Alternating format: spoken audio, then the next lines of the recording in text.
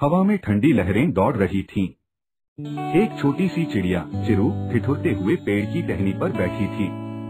उसका घोंसला तूफान में उजड़ गया था और अब वह अकेली और निराश थी। आसमान में काले बादल छाए हुए थे, मानो उसका दुख बांट रहे हों। क्या करूं? मेरा घर चला गया, मेरा परिवार कहाँ है? चिरू उदास होकर बोली। चानन में पास ही एक बूढ़ा कौआ बोला। छोटी, उदास क्यों बैठी है? चिरू ने बताया कि कैसे तूफान ने उसका सब कुछ छीन लिया। कौआ धीरे से हंसा। देखो, जीवन भी यही तो है। उतार चढ़ाव से भरा तूफान आते हैं, लेकिन सूरज भी तो निकलता है। चिरू ने आश्चर्य से पूछा, तो अब मुझे क्या करना चाहिए? कौआ बोला, उम्मीद मत खो। तूफान के बाद जमीन हरी भी हो जाती है। तुम्हारे अंदर भी नई उम्मीदें उग सकती हैं। टूटे घोंसले को मत देखो, नए घर बनाने की सोचो। चिरू ने सोचा, कौआ सही कह रहा है।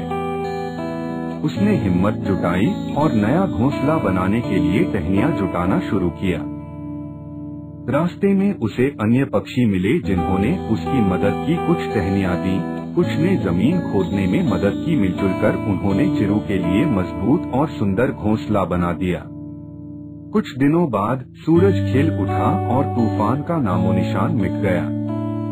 चिरू अपने नए घोंसले में खुशी से चहक रही थी। अब उसका घोंसला और भी मजबूत और सुंदर था। एक दिन बूढ़ा कौआ पास से उड़ते हुए बोला, देखा छोटी, हार न मानने से ही नया जीवन बनता है। चिरू ने मुस्कुराते हुए कहा, धन्यवाद कौआ जी, आपने मुझे उम्मीद दिखाई। अब मुझे पता है कि तूफान के बाद भी सूरज निकलता है और हर मुश्किल के बाद नई खुशियाँ मिलती हैं।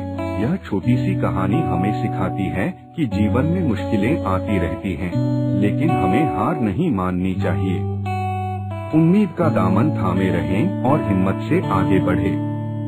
तभी हम तूफान के बाद खिलने वाले सूरज का स्वागत कर पाएंगे।